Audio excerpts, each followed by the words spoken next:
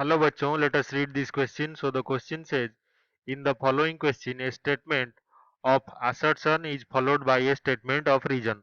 तो यहाँ पे एक assertion है, उसका एक reason है. तो assertion क्या है? On increasing the intensity of light, तो light के intensity को बढ़ाने से number of photoelectrons emitted is more.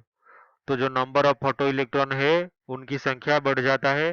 Also, the kinetic energy of each photon increases but photoelectric current is constant.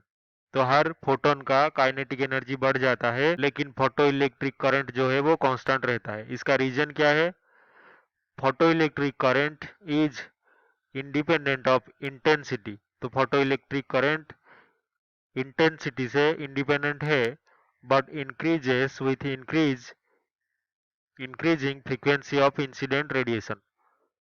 तो ये कब बढ़ता है photo electric current? Frequency of incident radiation को बढ़ाने से. तो ये दोनों असर्शन और रीजन को देखते हुए इन चारों ऑप्शन में से हमें सही ऑप्शन चूज करना है. तो इस क्वेश्चन को सॉल्व करने के लिए हमारा जो की कॉन्सेप्ट है वो पहले जान लेते हैं. तो की कॉन्सेप्ट हमारा है फोटो इलेक्ट्रिक इफेक्ट का. Photo electric effect. तो फोटो इलेक्ट्रिक इफेक्ट में हमने क्या फाइंड आउट किया था, तो ये हमें अगर पता हो तो हम इस क्वेश्चन का आंसर निकाल सकते हैं. तो पहले जो फाइंडिंग था फोटो इलेक्ट्रिक इफेक्ट का, कि जो इंसिडेंट लाइट हमारा होता है, इंसिडेंट लाइट एक होता है और यहाँ पे जो मेटल प्लेट से मेटल प्लेट इलेक्ट्रॉन निकलते हैं. तो इंसिडेंट अगर हम लाइट ले लें तो इससे फोटोन जो है ये आके इंटरेक्ट करता है मेटल प्लेट के इलेक्ट्रॉन से, क्योंकि यहाँ पे फोटोन और इलेक्ट्रॉन को दोनों को पार्टिकल की तरह ट्रीट किया जाता है आइंस्टाइन के एक्सप्लेनेशन के मुताबिक. तो फोटोन का और इंसिडेंट लाइट का एक फ्रीक्वेंसी होता है और एक इंटेंसिटी होता है लाइट का. इंटेंसिटी तो हमें ये पता है कि जो फ्रीक्वेंसी है ये डायरेक्टली प्रोपोर्शनल है और रिलेटेड है किसके साथ? एनर्जी ऑफ जो फोटो इलेक्ट्रॉन है उसके साथ.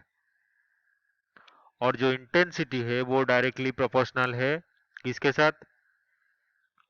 Number of photo electrons. तो फोटो इलेक्ट्रॉन्स जो एमिट हो रहे हैं कितने नंबर में एमिट होंगे वो डिपेंड करता है इंटेंसिटी, यानी कि कितने नंबर ऑफ फोटोन आके इंसिडेंट हो रहे हैं मेटल प्लेट पे. तो क्वेश्चन के हिसाब से हमें दिया है कि इंटेंसिटी को हमने इंक्रीज कर दिया. तो इंटेंसिटी जो है ये हो गया इंक्रीज.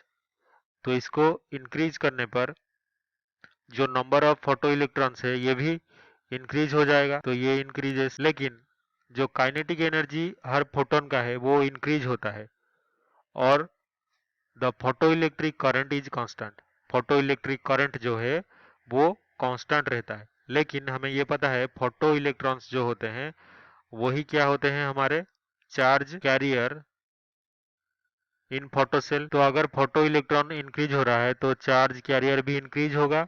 तो चार्ज कैरियर के इंक्रीज होने से जो फोटो करंट है, फोटो करंट इस पे भी असर पड़ेगा और ये फोटो करंट भी इंक्रीज होगा. लेकिन स्टेटमेंट में ऐसा नहीं है, असर्शन स्टेटमेंट में, तो ये गलत हो गया.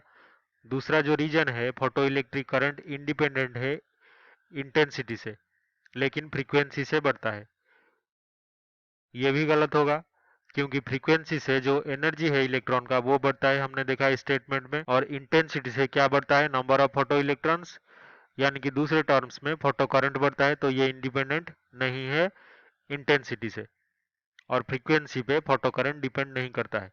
तो दोनों ही असर्शन और रीजन क्या हो गए? गलत हो गए. First option if both assertion reason are true, तो दोनों यहाँ पे ट्रू है और reason is correct explanation of assertion, तो ये गलत होगा.